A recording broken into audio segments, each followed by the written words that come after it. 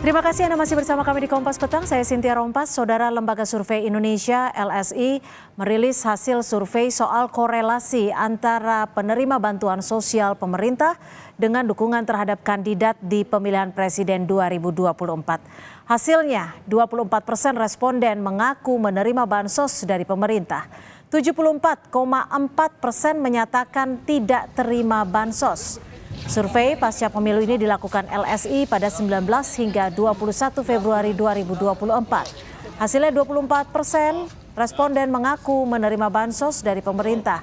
74,4% menyatakan tidak terima bansos dan 1,6% menjawab tidak tahu.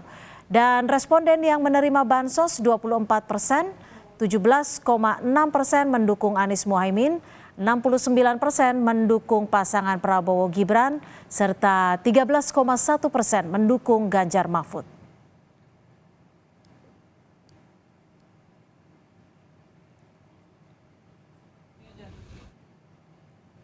LSI menganalisa jumlah responden yang menerima bantuan sosial dan arah dukungannya di pemilu 2024. Dari sampel 1.211 responden yang dipilih melalui telepon, validasi dan screening, 24% warga mengaku menerima bansos dan 74,4% menyatakan tidak pernah menerima bansos atau tidak menerima bansos. Dan 1,6% menjawab tidak tahu.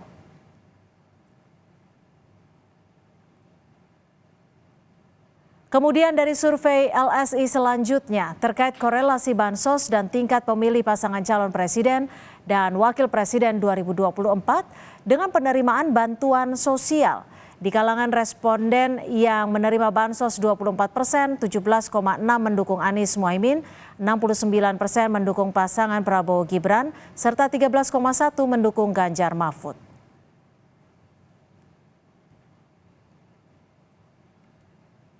Benarkah gencarnya bansos yang diserahkan Presiden Jokowi jelang Pilpres memberi efek yang berarti terhadap sikap pemilih pada Pilpres? Kita bahas bersama Direktur Eksekutif LSI Jayadi Hanan, tim kampanye Prabowo Gibran Aceh Hasan Syadzili, dan juga Jubir Timnas Amin Muhammad Iqbal. Selamat sore, terima kasih sudah bergabung bersama kami di Kompas Petang. Sore, assalamualaikum. Waalaikumsalam. Mas Jayadi, apa saja nih temuan LSI soal penerimaan bansos, apa korelasinya dan keterkaitannya soal sikap dan pilihan responden pada Pilpres? Ya, tadi udah diungkap ya. Pertama, warga yang mengaku menerima bansos sekitar 24%, 74%-an mengaku tidak menerima. Pertanyaan kita soal bansos ini umum aja ya.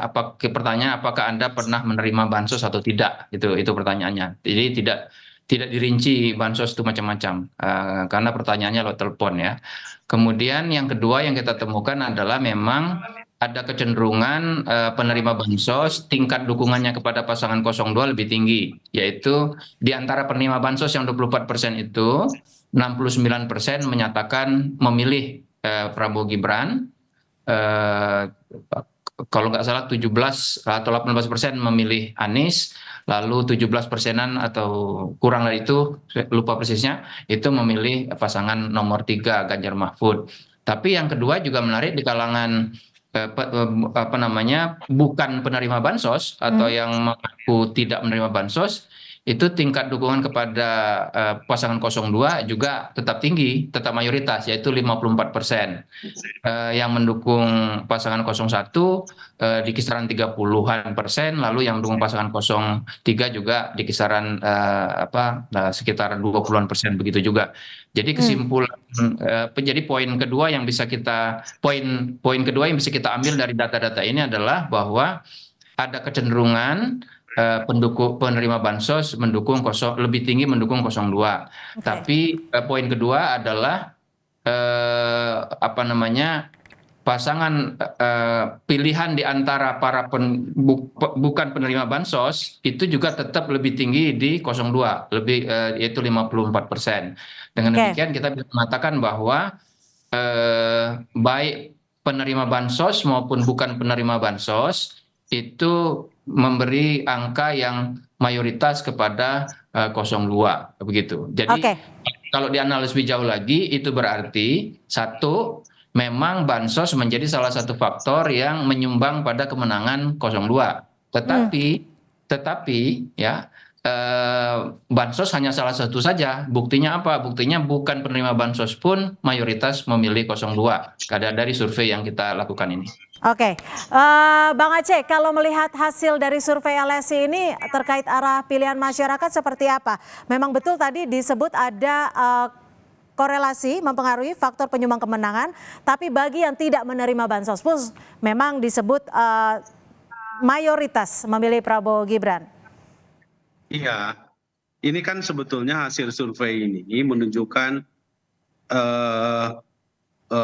ada proporsionalitas ya, baik dari penerima bansos maupun dari non penerima bansos, bahwa mereka kedua-duanya unggul untuk memilih pasangan Prabowo Gibran.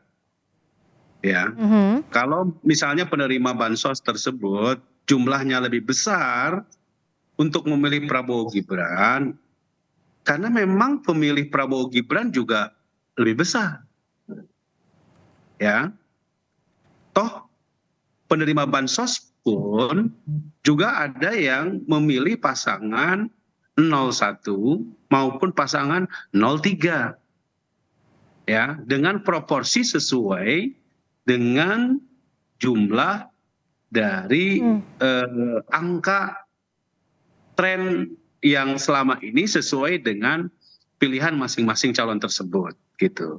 Jadi oleh karena itu saya ingin menyampaikan kepada masyarakat bahwa soal bansos ini sesungguhnya bukan hanya pemilih 02 saja, tetapi juga pemilih 01 juga diberikan bansos, pemilih 03 juga mendapatkan proporsi. Jadi artinya Anda menepis adanya korelasi tingkat pemilih paslon keterkaitan dengan penerima bansos? Ini kan kita bicara soal data ya, data yang disampaikan oleh Mas Jayadi dari LSI ya, bahwa bansos itu memang tidak mengenal siapapun pemilihnya, mau pemilih 01, mau pemilih 02, mau pemilih 03, jika mereka memiliki persyaratan untuk mendapatkan bantuan sosial, ya mereka berhak untuk mendapatkan bantuan sosial tersebut gitu loh. Oke. Apalagi Mbak, kita harus tahu juga bahwa kalau diperdalam oleh kita, seharusnya dari pertanyaan-pertanyaan tersebut juga diperdalam. Apakah bansos yang dimaksud adalah bansos apa? Yang jadi perdebatan kemarin itu kan soal bansos dari cadangan pangan pemerintah. Yang jadi perdebatan kemarin. Oke. Kalau yang jadi perdebatannya itu sebetulnya bisa ditelusuri apakah punya pengaruh atau tidak begitu. Baik, tahan di situ dulu Bang Aceh. Bahwa juga kita bandingkan dengan yang tidak menerima bansos pun, ternyata angka 02. Oke, kami tangkap sampai di situ Bang Aceh. 54%. Oke, saya ke Mas Iqbal. Mas Iqbal, kalau melihat hal ini terkait dengan survei LSI, bagaimana Anda melihatnya? Perspektif Anda seperti apa? Ya, kami menduga bahwa ini adalah survei propaganda yang mengarahkan, mengopinikan bahwa seolah-olah bansos itu tidak ada masalah. Padahal tadi jelas temuan pertamanya adalah bahwa bansos ini berpengaruh terhadap keterpilihan. Adapun yang disasar adalah pendukung 0103, justru itu yang justru menunjukkan bahwa sebenarnya pemberian bansos menjelang pemilu itu tujuannya untuk mempengaruhi pemilih. Ya, kenapa? Karena tidak ada sesuatu yang harus mendesak dan dipercepat. Dan tentu saja dalam teori ilmu politik ini disebut dengan pork barrel politik. Ya, dari ilmuwan politik saya sudah ada teorinya gitu, dan itu sudah digunakan tahun 1800-an di zaman perbudakan. Ya, jadi temuan itu yang harus ditemukan, dipahami bahwa orang akan berpindah pengaruh kalau dia diberi bansos. Yang kedua, adapun yang bahwa yang menerima juga tetap memilih 02. Itu bisa jadi ya karena memang faktor lain gitu loh.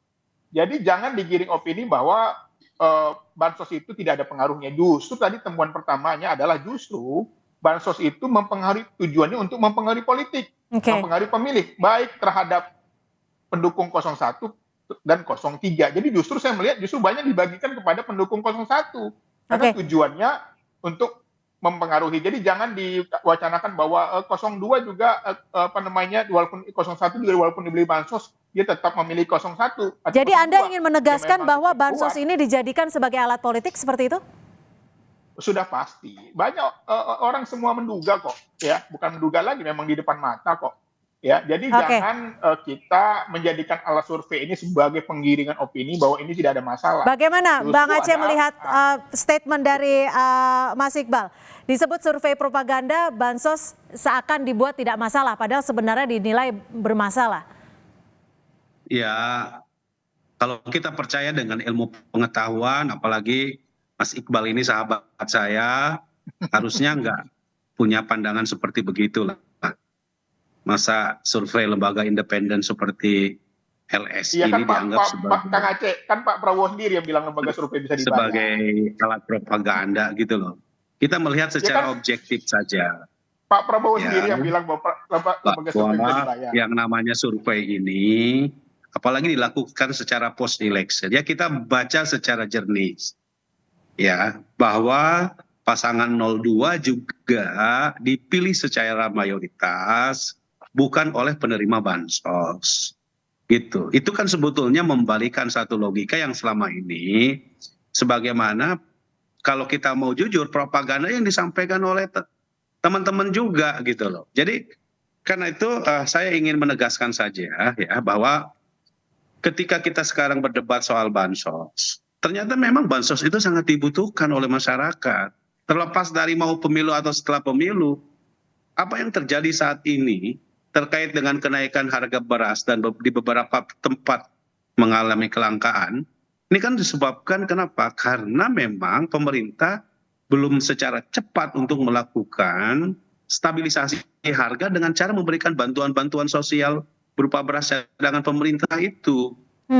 Maka disinilah urgensi kenapa pada saat kemarin sebelum pemilu, ini tidak ada kaitannya dengan menjelang pemilu atau setelah pemilu. Karena memang pada saat itu mengalami keterlambatan panen, mengalami keterlambatan bercocok tanam, sehingga pemerintah wajib menyediakan kebutuhan masyarakat. Gitu. Jadi buat kami ya dengan data ini menunjukkan bahwa korelasi antara bansos ya itu memiliki keterkaitan dengan apa yang tadi disebut sebagai pork barrel itu, ya ini sesungguhnya dari data ini menunjukkan ya justru sebaliknya gitu loh. Saya kira gitu. Baik, jadi Anda menyebut memang dibutuhkan saat itu. Mas Iqbal, apakah ekosistem politik yang dikondisikan saat bansos ini digelontorkan memang ada keterkaitannya? Tapi selepas jeda kami akan segera kembali.